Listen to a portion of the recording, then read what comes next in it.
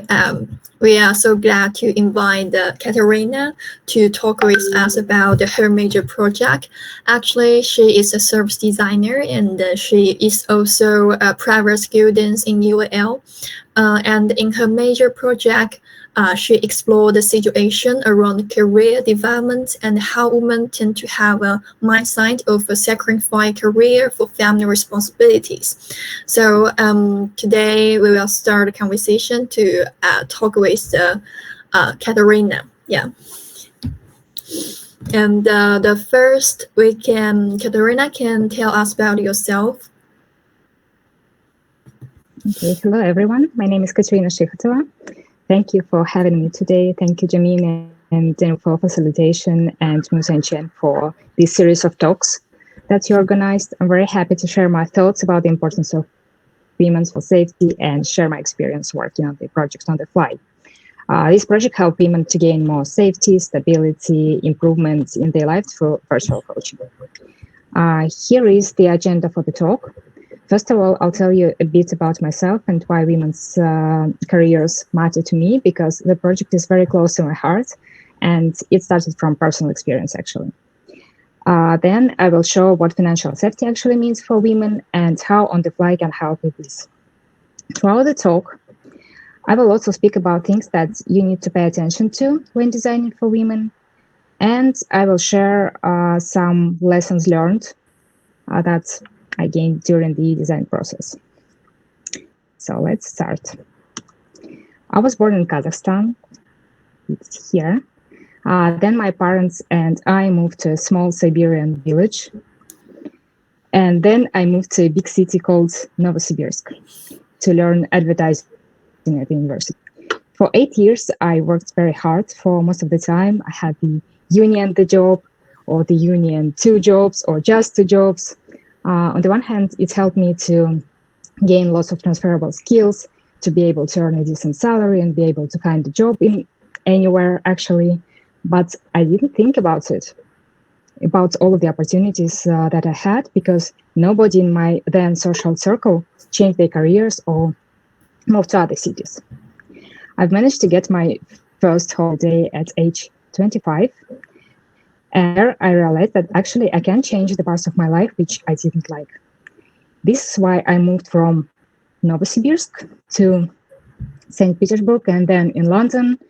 And also I transitioned from advertising to graphic design and then to service design.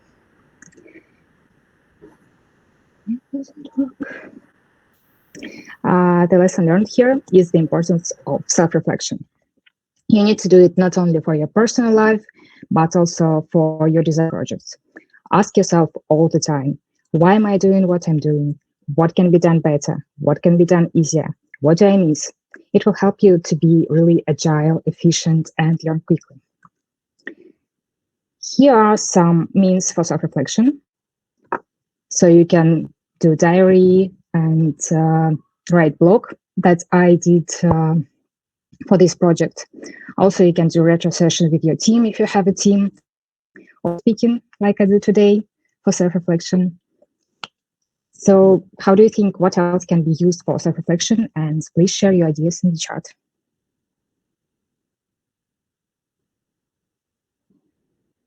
Any ideas? Mind maps, yes, good, Sylvia.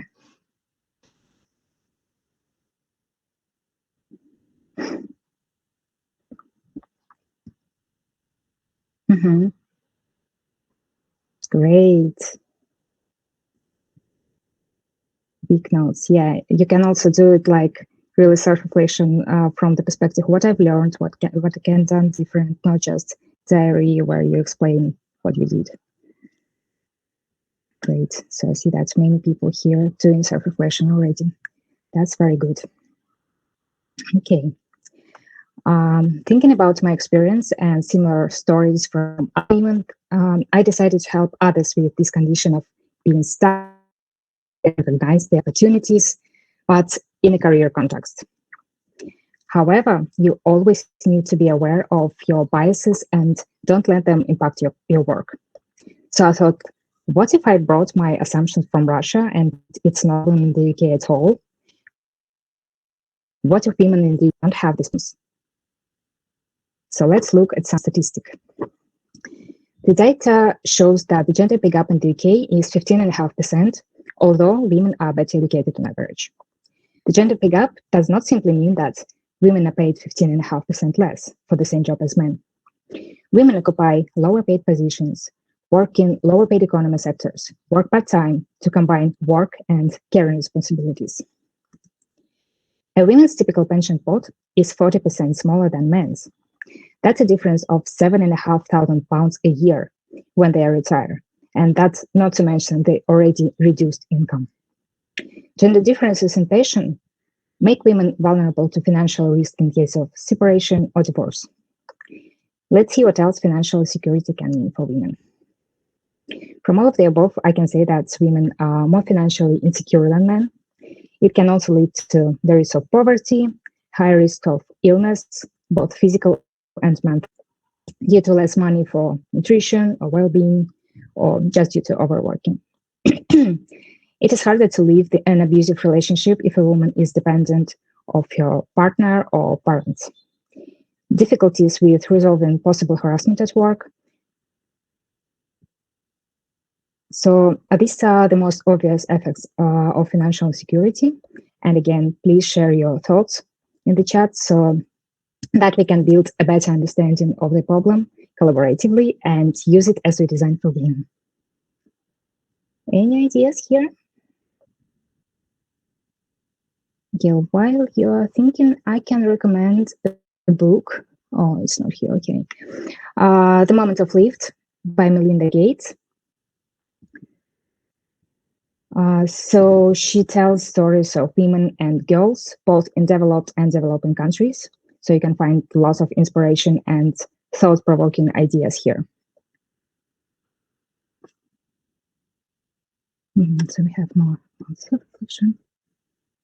Yes, for quality of life. That's true. So it's kind of connected to health, but it also can change life expectation for women.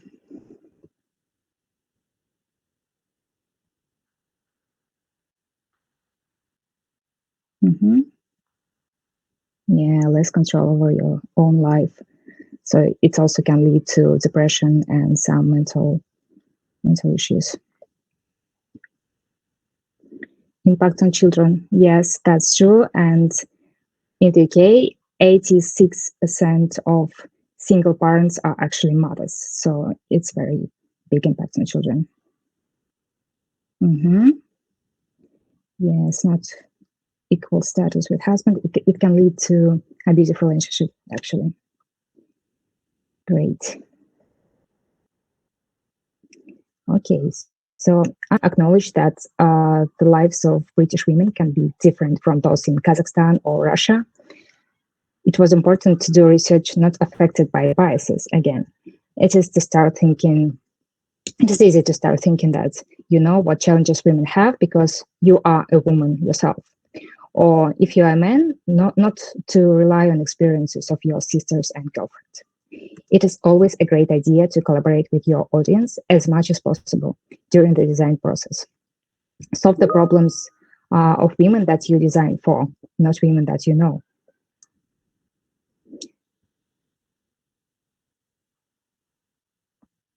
Collaboration with your audience is important not just during the research phase, but you should get back to them throughout the entire design process so that you can get feedback from them. For example, here you can see that I involved lots of women on every stage of the project. In addition to research, this here, I consulted with women about my personas, I co-ideated with them, and they helped me to test the ideas and the solution. So these are the results of my research. Most women in low and middle paid jobs have to juggle work, family responsibilities, and housework. At the same time, they face discrimination, biases, and microaggression. It's even more of an issue for mothers and women from ethnic minorities. So they feel cognitive overload, stress, lack of support,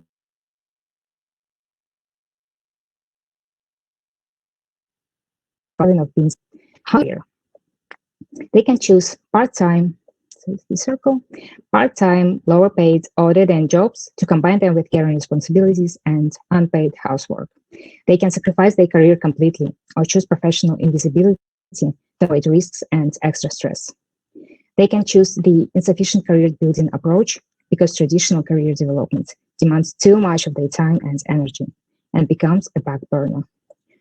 All these factors block women from noticing opportunities and learning about services aiming to help them. Gender issue is a very complicated question, so it is important to think systematically and identify root causes of problems. Sometimes you need to reframe the problem for that. I would think, what if the traditional career is not the answer? There is a concept of sustainable career, which includes health, employability, work-life balance, and job performance. It can be more attractive for women because it allows to reconcile career, family responsibilities, and personal goals. It's especially important for those women who doesn't have a career as a priority. And secondly, sustainable career development doesn't create new problems.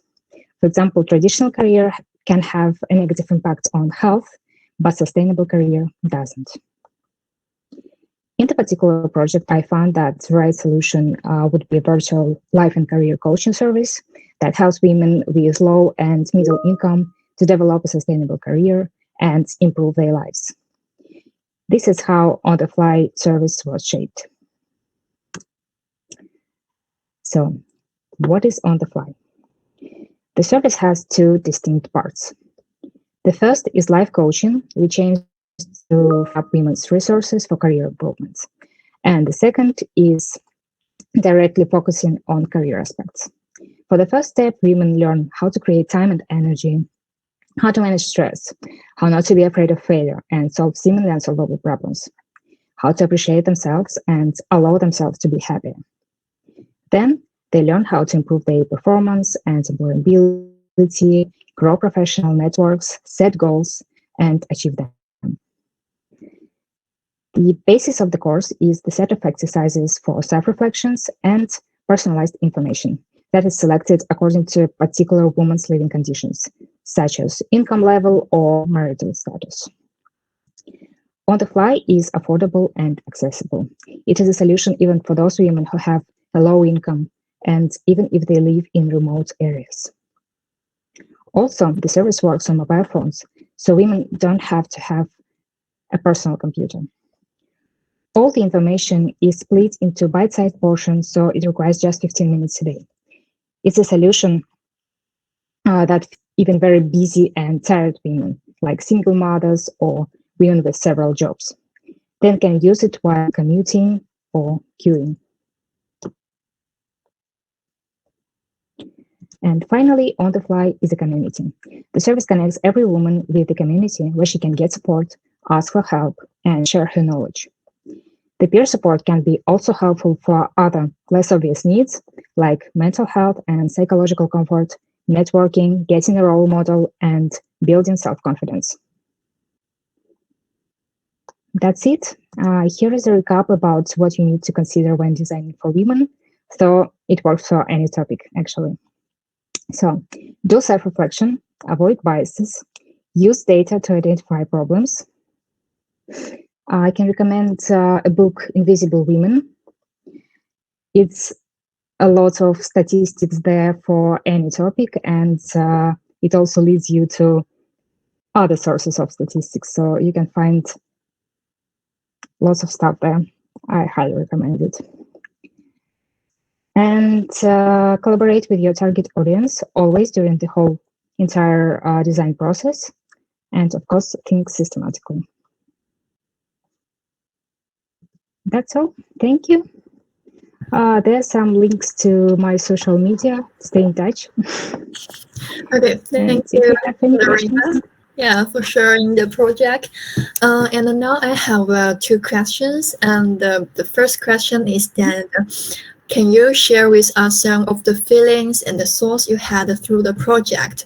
As women that work on project about women, what's your point of view? And did it change your perspective about the subject?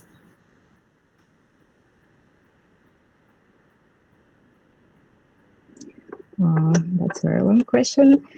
So I had quite a different feelings during the project. So in the beginning, it felt quite overwhelming because it's really a huge question and everyone has different opinion about that. And you need to learn a lot about feminism and ways to solve it and don't get lost in it. And for me, it was really important to think about what my women need.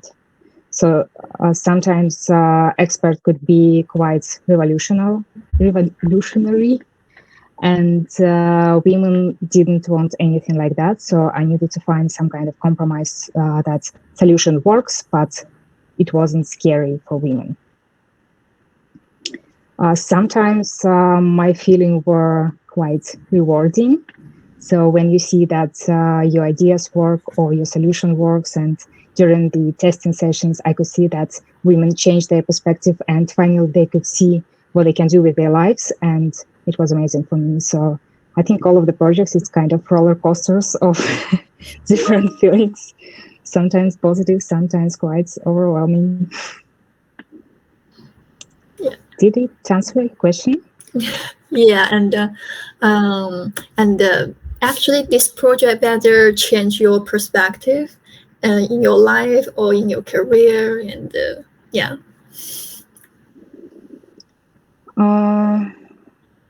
That's a good question. So I learned much more about women, I think, and especially women in the UK. And for me, a lot of findings and opinions were about mothers. Like I'm not a mother myself, and I learned a lot about them. So I do feel like it's very challenging time in life of many women, and we need to be patient and design more to help them. Yep.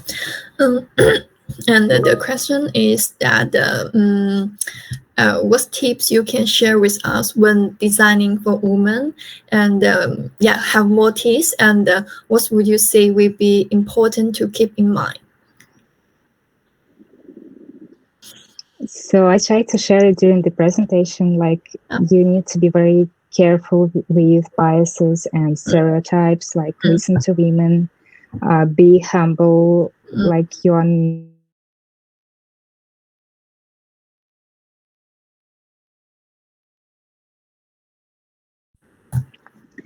for me, it's important to share what I've learned.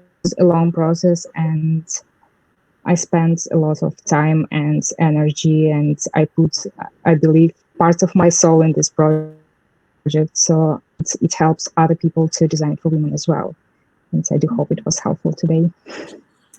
Yes, and I know the project need to spend a lot of time doing it, and I want to know after finishing this project, do you think whether just have some part you think you need to improve?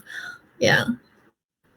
Oh, definitely. Like any design project always have has room for improvement. So actually, after I finished it, I thought about it all the time, and I already have some ideas how to improve it, what to change, where to simplify, and I believe it will be all the time. Like as far as you think about it and you work on it, it will be improved. And it's part of agility and design. Okay. Oh, I just want to ask. Yeah, you can improve your outcome and whether the process maybe use some methods and some tools. Whether when you after finishing the project, whether you think this process also need to improve to help you to get a better outcome. Yeah, actually, that's why we use in self-reflection to think about what can be done better, what can be done differently, maybe sometimes simpler. So, for example, for this project, I feel like I spent quite a lot of time for research. On the one hand, to help me to be more confident in my findings and to empathize deeper with women.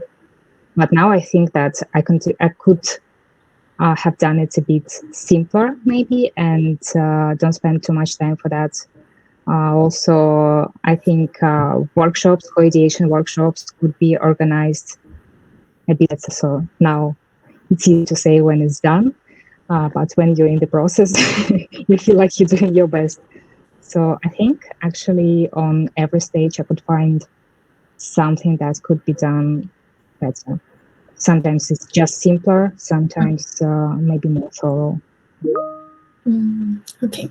And during this process, we want to know whether you need to talk with experts in some areas, and if you have this experience, and how do you get resources to talk experts? Because sometimes, when we are doing our major project, actually it's difficult sometimes to contact with experts to talk with us. Yeah.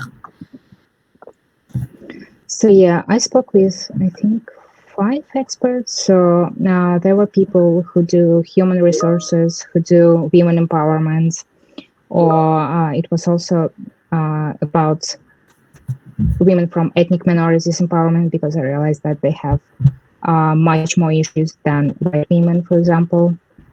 Also, I spoke with career coach, and there were some just feminist and social innovators who helped me.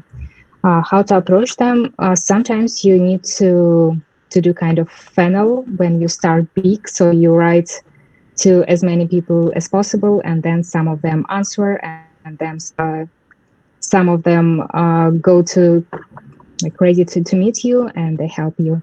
So basically, just ask for help, and you'll be surprised how many people are ready to help you. Yeah, so you're just mainly writing email to some people. Okay. Yeah, and sometimes also you need to think about a bit in advance, because people are busy, and if you need them like tomorrow, they maybe can't find some time for you. So it's better to be not only proactive, but like think ahead a little bit. Okay. But just do it, and you'll find experts, I promise you. Okay. And the next question is that what do you think about women leadership? And yeah, because now when we did some research, we found actually now more and more people focus on this area, and even the unit, the how does it, the international unit actually also as a want to develop women leadership. So I want to ask, do you have any point of view on women leadership? Mm-hmm. So I do agree that we need more resources on women leadership, because like it's just very small percent of women's in leadership positions now. But when I did this project, I was more focused on women in low and middle pay jobs. So it's usually not about leadership. Maybe they need some help from leaders, but they are not leaders by themselves. Maybe they will be in the future after my project. So yes, my focus was on women in low and middle paid jobs. And I realized that there are lots of resources and services for higher positions. So you can find courses on self-confidence, on public speaking, on leadership, on building business. It's lots of them, but no one actually helps with career to women who really need it badly, because they don't have money and don't have resources. So I identified the gap here. Yeah. Okay. Thank you. And we also did some research about women how to open their own business, and we want to know during when a woman decide to start up their business, and what challenges they will face. Yeah.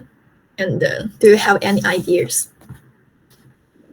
So it's again not completely my topic, but I saw lots of resources on these games, maybe some networking or incubators that are focused exactly on women. And you can find some mentorship courses on how to build a business. So like there are really lots of resources. You just need to have your time and energy to use them. That my target audience doesn't have. Okay. I think now we don't have any questions, so maybe now our audience can ask some questions to Katerina. You can speak to her, and you also can write down your questions on the chat box. Yes.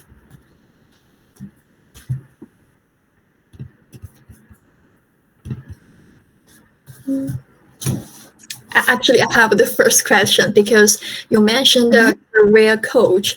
Actually, I talked with the woman in China, and she told me actually she think career coach actually is very popular in Western country. However, in China, there's no very systematic career coach system to run in our country. So I want to know more about this area. And for example, you can share some good project on career coach, and you also can share what's the difference between the existing career coach project and your project. So now there are quite a lot of career coaches and life coaches. You can find lots of them online. The only one problem with them, they're usually quite expensive because you have like face-to-face experience and it's personalized. So if you have low or middle, it can be quite unreal to use real coaches. So that's why my service provides this opportunity to have this not exactly the same experience, but you can start from self-reflection and answer some question for yourself. So it's like a good push, and it can solve main problems for women. But it definitely, like, we don't have these face-to-face all the time because it would be extremely expensive. But in this service, there is a community who can be a bit of coach as well, because they can support, they can provide role models, share their knowledge and networks and whatever. Yes. So I just try to do it more affordable and accessible for every woman, not just for those who can afford a personal coach. And do you have any good projects about the career coach to recommend? Maybe we can do some research and to analyze the case study. So I can recommend a career coach that I worked with. Her name is Carol Stewart. She's in top of LinkedIn, so you can find her. She is focused on empowering introverted women. So it seems like leadership is not for introverts, but she helped them to find this silent power inside themselves. And she has a good education, good experience. And when you speak with her, you feel that she can do that, and she's great. So I can recommend Carol Stewart. Okay, thank you. But not my particular service, I'm afraid. Okay. And other people have any questions? Hi, I have a question. Maybe this question is not very relevant to your topic, but I really want to use this opportunity to talk with you. So I focus on the woman's safety in the relationship. So and what I want to design is design for women when they're using the dating app, because women will take more risks than men when they're using the dating app. So my question is about. So did you find any about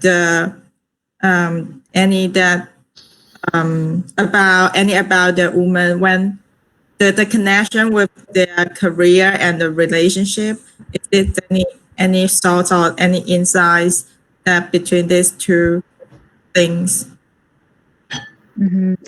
So I think I mentioned it a bit when I spoke about financial safety. So like when women doesn't have financial resources for taxi, or maybe she doesn't need to have night shifts, she can be more safe. So when you need to economize on your safety, definitely it's more dangerous. So here, like, as better your career, as more safety you can afford. Yeah. And I want to, and can you update a little bit about, I don't Sure, know. it's just like my research was in different direction. Yeah, no. No, I just want to talk to you about that. What is your thoughts when thinking about design for women when they're using the dating app? So yeah, just talk about your thoughts about that. Mm-hmm. No, I think it's very good and important project. I saw some case studies on that. It's like educating hospitality staff to help women if they show some sign of danger, or it can be some gadgets where women can call the police or just um, ask for help. Some other people, it can be like a ring where she can call the police easily. So maybe you can find something more interesting and innovative that works for everyone. Yeah. Yeah, thank you. Hi, I have a question, Katerina. Hi. One of the things that basically comes to mind, one is that I'm painfully aware of the fact that, of my privilege of being a man in this world, right? Mm-hmm. And one of the questions that I'm constantly asking myself, like you mentioned, I think it's important for a designer to ask, how can you do something better? How can you do it differently, right? And one of the questions that keeps on coming to my mind is how, in this context, like you mentioned, careers, right? How do you feel that men, or what would your advice be to men who want to be able to help be good allies in the quest to help women build their careers?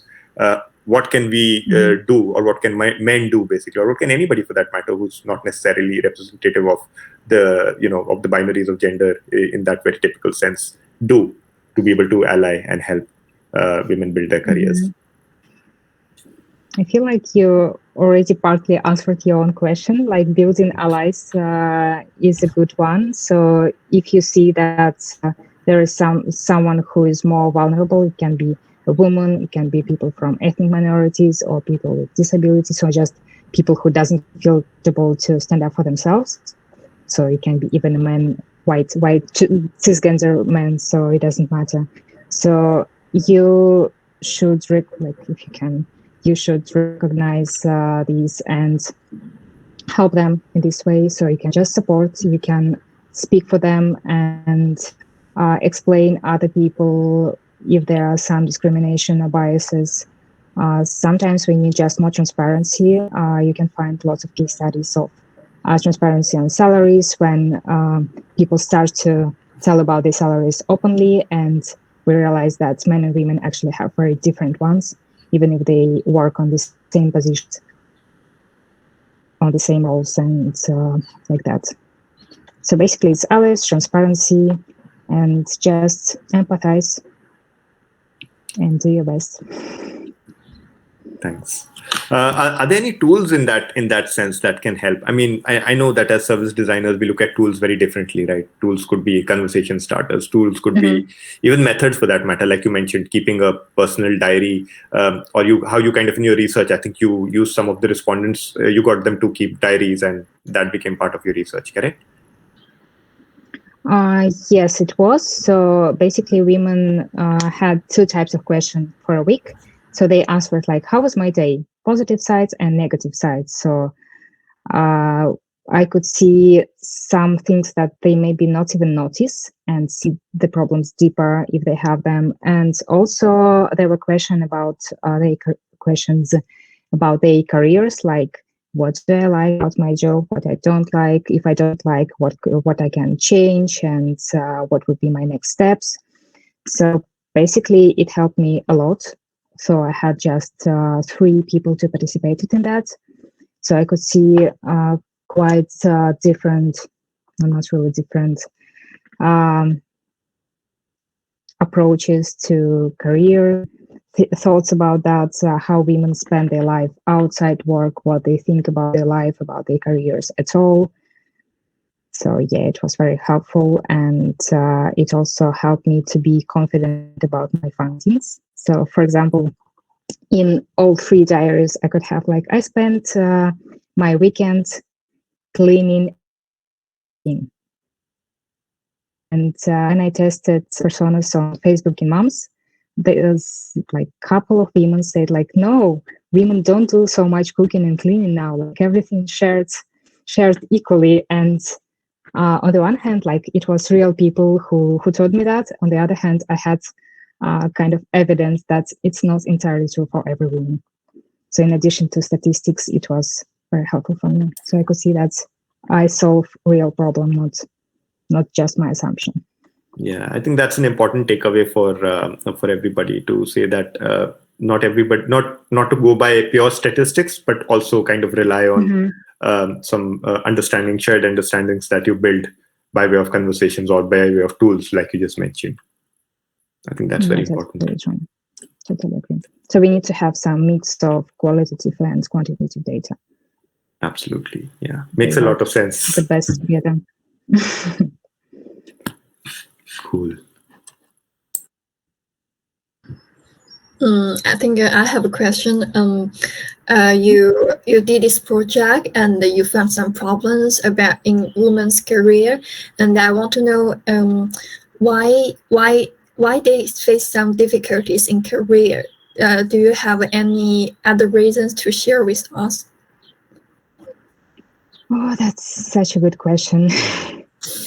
The problem of gender issues, that is very complicated. It roots in centuries of culture and patriarchy and biases, and it's super complicated. I tried to create a mind map about this, but everything so much interconnected, so you can't even see what is the root causes, what is consequences, because sometimes the same things can be the reasons and causes of the problem. For example, we can say that women usually are caregivers, so they spend more time with children and with older people or just ill people.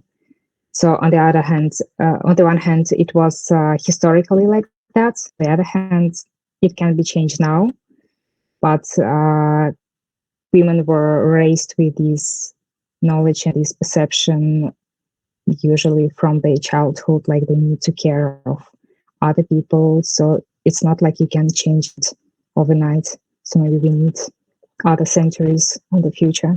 I do believe we can do it faster, but still. So it's always like when you explore this question of gender inequality, you can find lots and lots and lots of reasons and consequences that are very complicated and interconnected. Yes. And I want to know whether they have a difference between different countries. For example, in UK and in Russia, do you find some difference?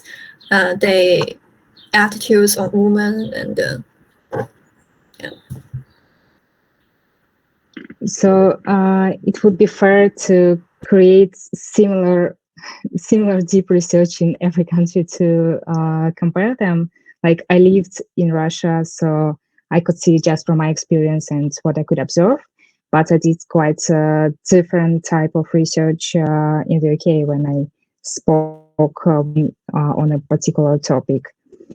So I can see differences sometimes approach, sometimes just how it works in the UK. So, for example, in Russia, we have 3 years of maternity leave.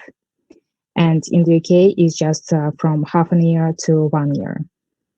So because of that already, this longevity of maternity leave can affect women's career very differently. Also, there is actually more gender equality now in the UK. So Russia is much more patriarchal country. So you can see that it's more difficult for women to get this equity at work. Or less women maybe want to have a career. So yes, there are differences, and I think if I do the project in China, I could find like completely different picture there. Yeah. Okay. Thank you. That's very important to be all the time with your audience.